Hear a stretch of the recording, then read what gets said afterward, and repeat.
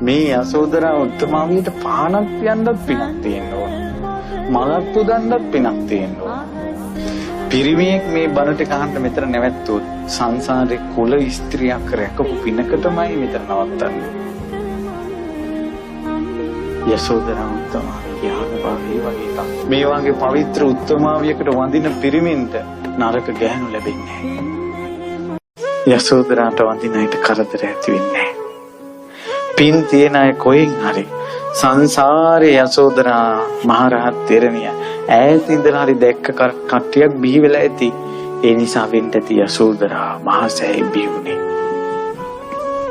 ඉතින් අර යසෝදරා උත්තමාවිය හරි ආනුභාව සම්පන්නයිනේ. සියලු දෙනා වැඳී පිදිය යුතුයිනේ. මේ යසෝදරා උත්තමාවිය නමින් දිකල්ලා තියෙන සෑයිත් ආනුභාවය තියෙනවා.